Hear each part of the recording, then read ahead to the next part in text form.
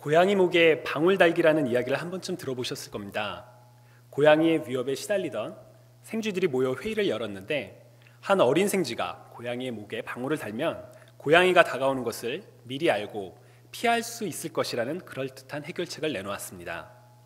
그러나 정작 누가 고양이의 목에 방울을 달 것인가를 해결하지 못해 생쥐들은 여전히 고양이의 위협에 시달려야 한다는 이야기입니다. 이솝우화에 등장하는 이 유명한 이야기는 행동이 뒷받침되지 않는 말은 의미가 없다며 행동을 강조하는 도덕적 우화로 사용되곤 합니다. 하지만 저는 오늘 조금 다른 관점으로 이 이야기를 바라보고 싶습니다. 만약에 어떤 한 생쥐가 제가 고양이의 목에 방울을 달겠습니다 라고 자원했다면 어떻게 되었을까요? 아마도 생쥐들은 더 이상 고양이의 폭정에 시달리지 않아도 되었을지도 모릅니다. 한 마리의 용감한 생쥐의 헌신으로 그 집에 사는 모든 생쥐가 안전한 생활을 하게 되겠죠.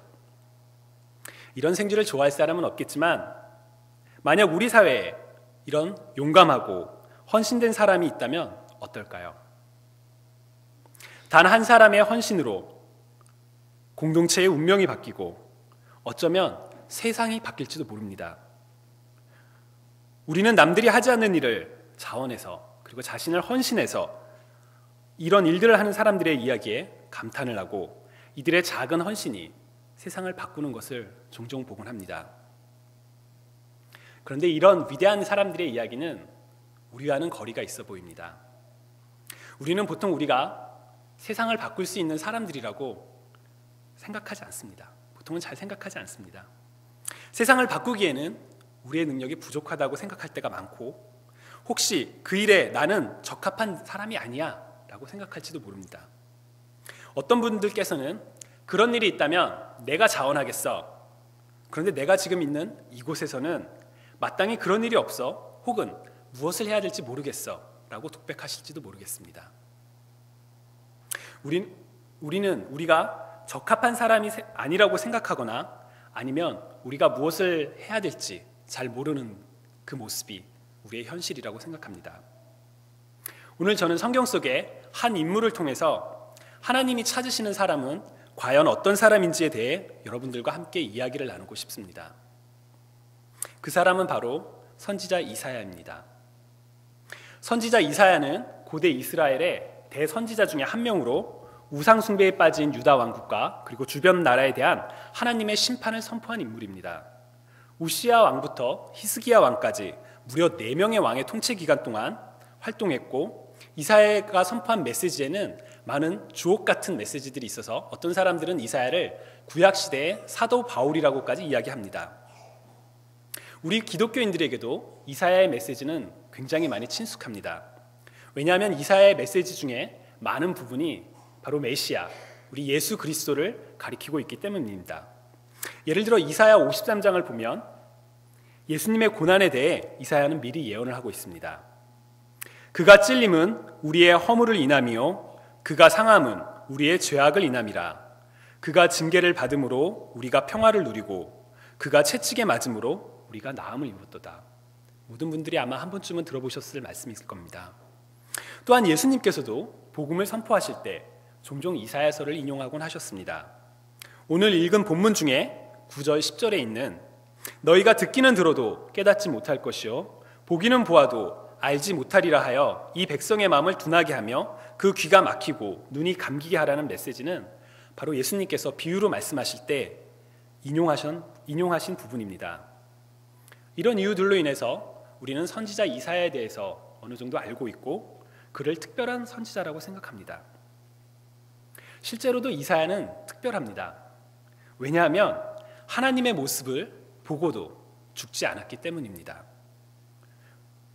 세상에 어떤 사람들은 눈에 보이지 않는 하나님을 어떻게 믿을 수 있냐며 하나님을 내가 직접 봐야지만 하나님을 믿겠다라고 얘기하는 사람들이 있습니다. 그렇지만 성경, 특히 구약을 자세히 살펴보면 하나님을 본 사람들은 일반적으로 죽었습니다. 하나님은 거룩하고 완전하신 분이시기 때문에 죄성을 가진 인간이 보면 죽을 수밖에 없습니다. 하나님으로부터 메시지를 받고 백성에게 선포했던 모세조차도 하나님을 직접 보지 못했습니다. 출애굽기 33장에 보면 또 가라사대 내가 내 얼굴을 보지 못하리니 나를 보고 살 자가 없음이니라고 기록하고 있기 때문입니다. 하지만 선지자는 하나님이 임재한 바로 그 순간, 그 영광스러운 순간을 눈으로 보고 기록했습니다. 1절에 보면 하나님께서 높이 들린 보좌에 앉으셨고 그 옷자락은 성전에 가득했다라고 기록하고 있습니다. 또 하나님의 시종들인 스랍들, 6날개를 지닌 천사들이 그 옆에서 하나님의 거룩함과 그리고 하나님의 영광을 찬양하고 있었습니다. 거룩하다, 거룩하다, 거룩하다. 만군의 여호와여, 그의 영광이 온 땅에 충만하도다. 이사야가 하나님의 임재하심을 바라보는 그 순간이 얼마나 장엄하고 얼마나 웅장했을지 상상이 되시는지요? 하나님의 천사들이 하나님의 거룩함을 찬양하는 그 소리가 너무나도 커서 문지방의 터가 요동하고 그리고 그 성전이 거룩한 연기로 가득 차 있다라고 성경은 기록하고 있습니다. 신비함과 두려움 그리고 놀라움이 가득한 순간이었을 것입니다. 이런 요소들로 인해서 우리는 이사야가 하나님으로부터 축복받고 선택받은 사람이라고 생각합니다. 하지만 우리가 성경을 유심히 보면 이사야는 그렇게 우리와 다른 사람이 아닙니다. 특히나 죄인이라는 점에서 이사야는 우리와 다를 바가 없습니다. 본문 5절에 보면 이사야는 자신을 입술이 부정한 사람이요 입술이 부정한 백성 중에 거주하는 사람이라고 설명합니다. 또한 7절에 보면 스랍이 이사야의 한 말을 보면 이사야는 악함과 그리고 죄를 모두 가지고 있었던 사람이었습니다. 바로 이 죄악이 이사야가 하나님을 보았을 때 기뻐하기보다는 애도하게 만드는 이유가 됩니다. 화로다, 나는 망하게 되었도다. 이사야는 알고 있었습니다. 죄인은 하나님을 볼 수 없고 만약 죄인이 하나님을 보게 된다면 그는 죽게 될 것이라는 것을. 이제 이사야가 죽을 차례였습니다. 그런데 바로 그때 이사야가 자신의 임박한 죽음을 애도하고 있을 때 놀라운 일이 벌어졌습니다. 스랍 중 하나가 불타는 숯을 가지고 이사야를 정결하게 만들었기 때문입니다. 보라, 이것이 내 입에 닿았으니 내 악이 죄하여졌고 내 죄가 사하여졌느니라. 이사야가 자신의 구원을 혹은 용서를 하나님께 구했을까요? 아니요.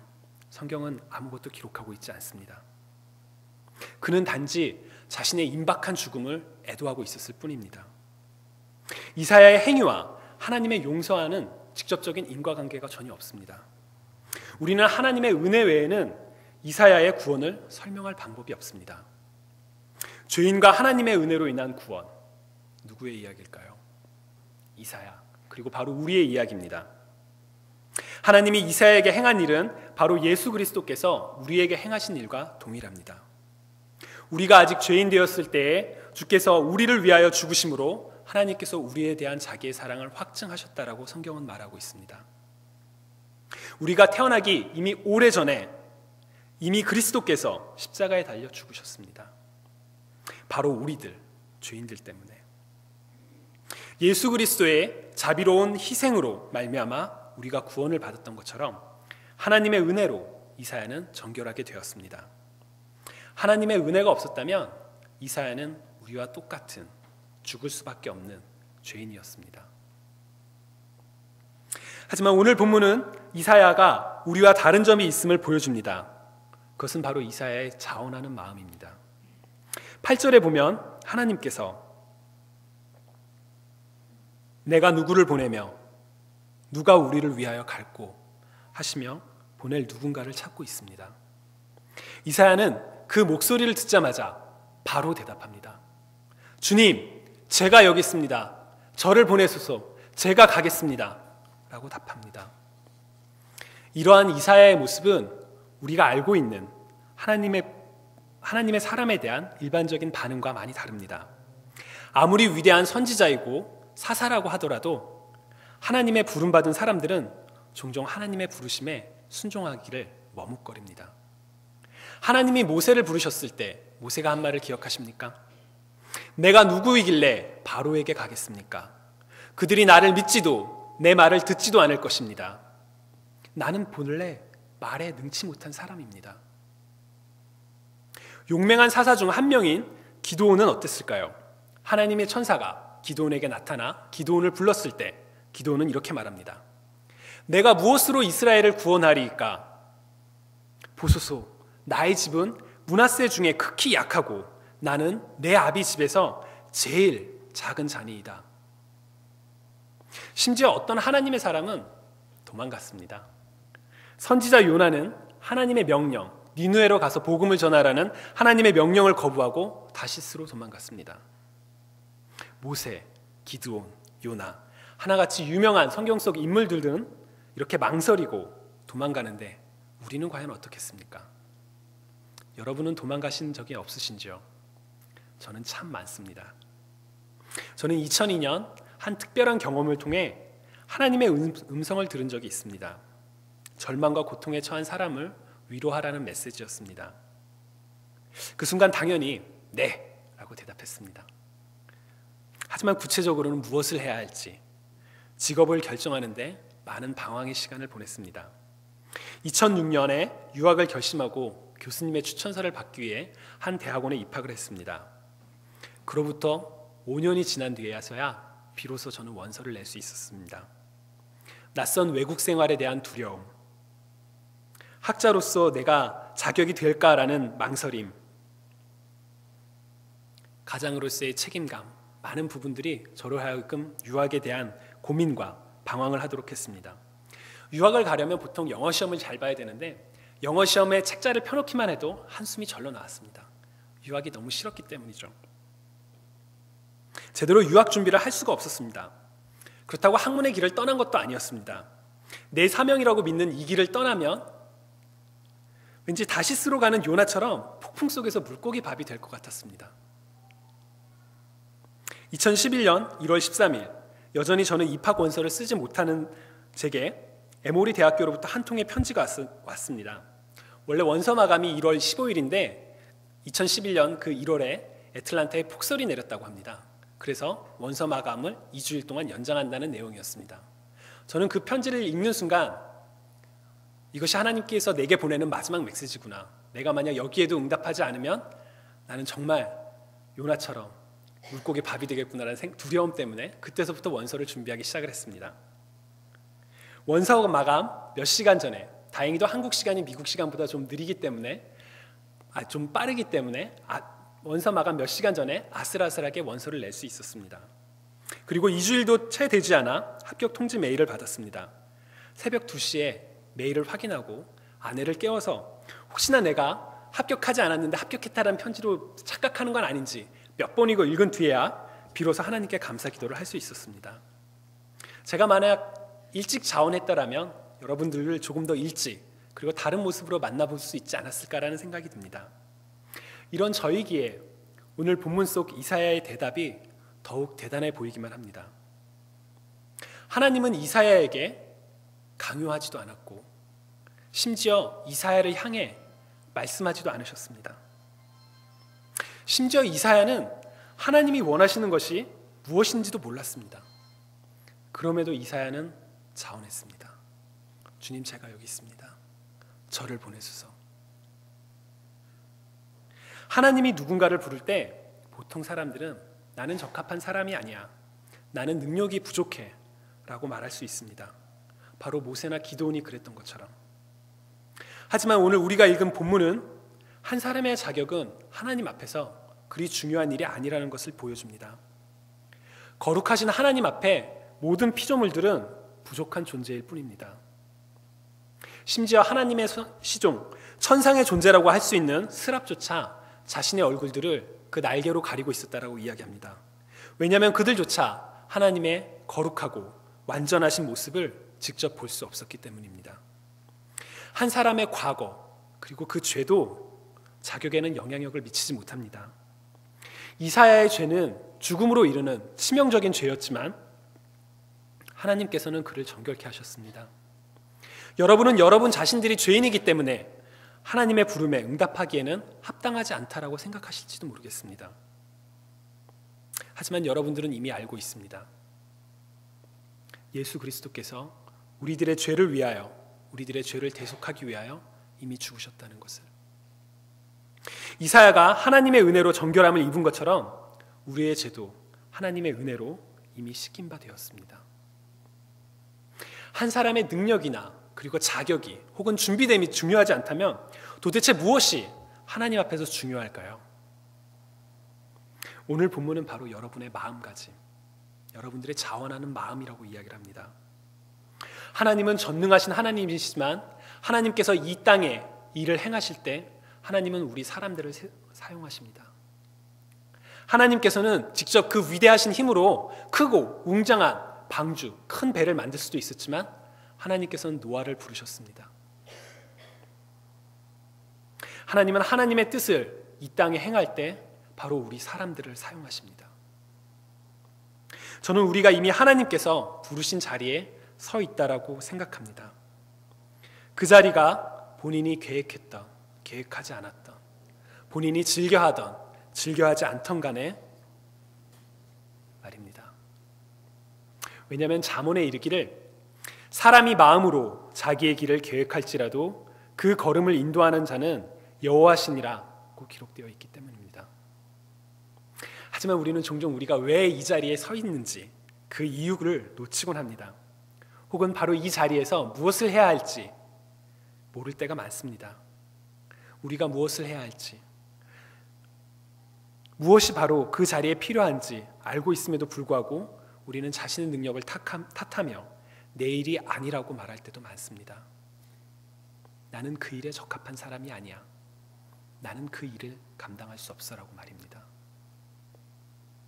하지만 여러분, 여러분의 삶, 여러분의 가정, 학교, 직장, 공동체, 그리고 교회, 이 모든 장소가 바로 하나님께서 여러분들을 부르신 자리입니다. 그리고 하나님께서는 계획을 바로 여러분들을 통해 이루고자 하는 계획을 가지고 계십니다. 만약 여러분 중 누군가가 내가 왜 이 자리에 서 있는지, 내가 왜 지금 이 상황에 처해 있는지 모르신다면 하나님께 구하십시오. 하나님의 음성에 귀 기울이십시오. 아마 여러분은 이사야가 들었던 바로 그 하나님의 음성을 듣게 되실 겁니다. 그리고 만약 여러분들이 하나님의 부르심이 무엇인지 듣게 된다면, 혹은 알게 된다면 여러분의 과거, 여러분의 부족한 능력, 죄, 자격 등으로 말미암아 망설이지 마십시오. 거룩하고 완전하신 하나님 앞에서는 여러분의 과거와 여러분의 부족한 자격은 중요하지 않습니다. 하나님께서는 여러분의 죄를 정결함으로, 여러분의 연약함을 강함으로, 그리고 여러분의 부족함을 완전함으로 바꾸실 수 있기 때문입니다. 오직 하나님께서 찾으시는 것이 있다면 바로 그것은 여러분의 마음, 자원하는 마음입니다. 하나님께서는 이사야의 결단을 기다리셨던 것처럼 여러분의 결단을 기다리고 계십니다. 어떤 분께서는 내가 왜 자원해야 하는지 잘 모르겠다라고 반문하실지도 모르겠습니다. 저는 오늘 설교를 시작하면서 자원함의 중요성을 보여주는 우화를 이야기했었습니다.